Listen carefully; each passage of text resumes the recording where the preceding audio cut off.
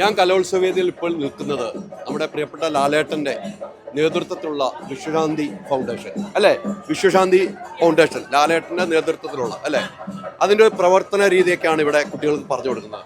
എന്താണ് ഇങ്ങനെ ഒരു നമ്മൾക്ക് ഇപ്പോൾ ഡ്രഗ്സിനെതിരെയുള്ള ഒരു ക്യാമ്പയിന് ഈ കഴിഞ്ഞ മെയിൽ നമ്മൾ സ്റ്റാർട്ട് ചെയ്തു. ലാലേട്ടൻ യോഗയൊക്കെ ചെയ്താണ് നമ്മൾ ലഹരിക്കെതിരെയുള്ള ക്യാമ്പയിൻ കിക്ക് സ്റ്റാർട്ട് ചെയ്തത്. അതിനുശേഷം നമ്മൾ നിരവധി സ്കൂളുകളിൽ കേരളത്തിൽ 50ഓളം സ്കൂളുകളിൽ 50,000 കുട്ടികളെ നേരിട്ട് തന്നെ പോയിട്ട് പല ആവർത്തി എക്സ്പീരിയൻഷ്യൽ മോഡലിൽ കൂടെ ആക്ടിവിറ്റീസിലൂടെ ലഹരിക്കെതിരെയുള്ള ക്യാമ്പയിനും കാര്യങ്ങളുമായിട്ട് തുടർന്ന് പോയിക്കൊണ്ടിരിക്കുകയാണ്. അതിൻ്റെ മേജർ ഒരു ഇവൻറ്റ് മൈൽ സ്റ്റോൺ എന്നുള്ള രീതിയിലാണ് നമുക്ക് ഇങ്ങനെ ഒരു സ്റ്റാൾ നമ്മൾ നോക്കിയതും.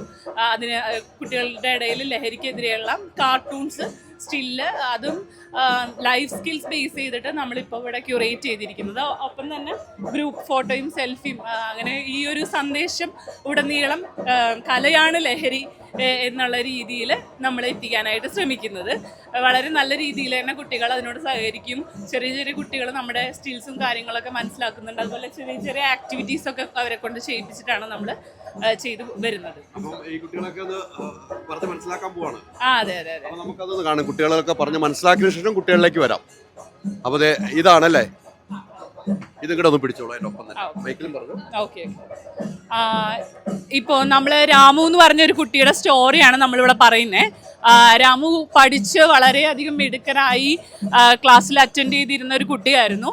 അങ്ങനെ പോകുന്നതിൻ്റെ ഇടയിൽ കൂട്ടുകാരൊക്കെ ഒന്നിച്ച് നിന്ന് അവരെന്തോ ഒരു സാധനം യൂസ് ചെയ്യുന്നത് ഇങ്ങനെ ലൈഫിലൊരു സിറ്റുവേഷൻ കടന്നു വരികയാണ്. അപ്പം അതിൻ്റെ കൗതുകം എന്താണെന്ന് അറിയാൻ വേണ്ടി രാമു നേരെ തന്നെ ചെന്ന് അവരോട് ചോദിക്കുകയാണ് ഇത് എന്താണെന്നുള്ളത്.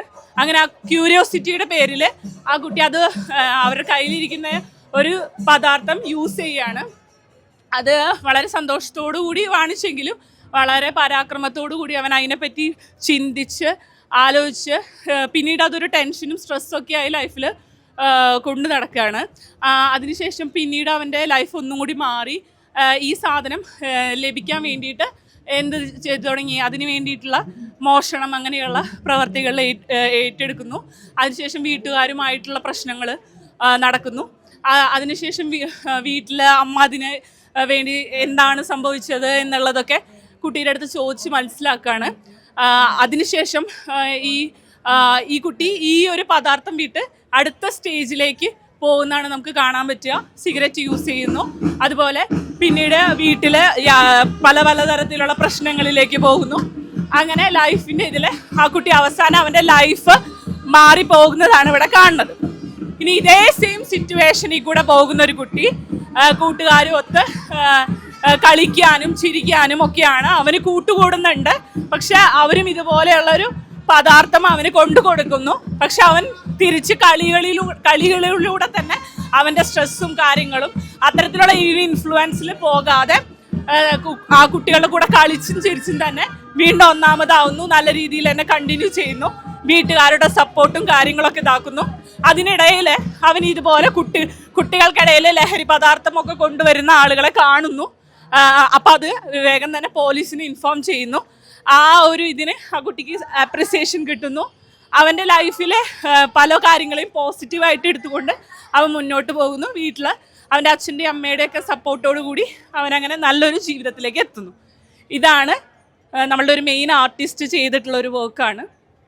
അപ്പോൾ ഒരേ കുട്ടി തന്നെയാണ്, പക്ഷെ അവന് 2 ലൈഫ് സിറ്റുവേഷൻസ് ആണ് വരുന്നത്. അപ്പോൾ അവൻ അതിനെ എങ്ങനെ പോസിറ്റീവായിട്ട് കോപ്പിംഗ് ചെയ്യുന്നു എന്നുള്ളതാണ് ഈ 2 കാർട്ടൂൺ സ്റ്റോറീസിലൂടെ കാണിച്ചിരിക്കുന്നത്. തീർച്ചയായിട്ടും മനസ്സിലായോ? കാര്യങ്ങൾ മനസ്സിലായോ? എന്താണ് മനസ്സിലായത്?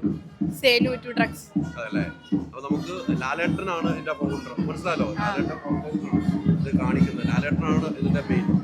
അപ്പം ഇത് എല്ലാവരോടും നമ്മൾ പറഞ്ഞ് മനസ്സിലാക്കണം അല്ലേ? ഇങ്ങനെ ക്ലാസ്സുകളുടെ ഒരു കുട്ടിയുടെ അവസ്ഥയാണ് ഇത് കാണിച്ചല്ലേ. നമ്മൾ സ്കൂളിൽ പോകുന്ന കുട്ടികൾ എന്തൊക്കെയാണ് ഉപയോഗിക്കുന്നത് നമുക്ക് പോലും അറിയില്ല. ആ കുട്ടിയുടെ അവസ്ഥ കാണിച്ച് നമുക്കൊരു വലിയ രീതിയിൽ ക്ലാസ്സാണ് തന്നിരിക്കുന്നത്. അപ്പം ഇത് എല്ലാവരും പിന്തുടരുക. കലയാണ് ലഹരി അല്ലേ? എന്താണ് ലഹരി? കലയാണ് ലഹരി. എന്താണ് ലഹരി? കലയാണ് ലഹരി. കലയാണ് ലഹരി. ഇത് വലിയൊരു മെസ്സേജാണ് ഇപ്പോൾ ഇതിൽ കാണിച്ചിരിക്കുന്നതാണ്. ഈ മെസ്സേജ് ഓരോ കുട്ടി ആദ്യം, പിന്നീട് ആ കുട്ടിയുടെ ജീവിതം മാറുന്നു. ആ ഓരോ മാറ്റങ്ങളും ഇതിൽ കൃത്യമായി കാണിച്ചുകൊണ്ട് ഓരോ കുട്ടിക്ക് എന്തോ കൊടുക്കുന്നു. അതിനുശേഷം കുട്ടിയുടെ ഉപയോഗം കൃത്യമാണ്. പിന്നെ കുട്ടി ഏകാന്തതയിലേക്ക് പോകുന്നു.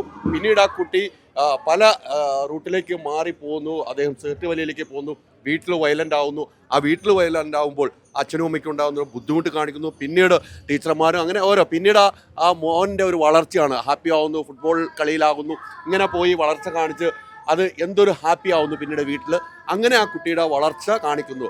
ലഹരി ആരും ഉപയോഗിക്കരുത്, ഇതിൻ്റെ ഏറ്റവും വലിയ ദുശീലമാണ് എന്ന് കൃത്യമായി കാണിക്കുന്ന ഒരു കാർട്ടൂൺ ചിത്രത്തോടു കൂടിയാണ് ഈ വിശ്വശാന്തി ഫൗണ്ടേഷൻ ഇങ്ങനെ ഒരു വേദി ഒരുക്കിയിരിക്കുന്ന.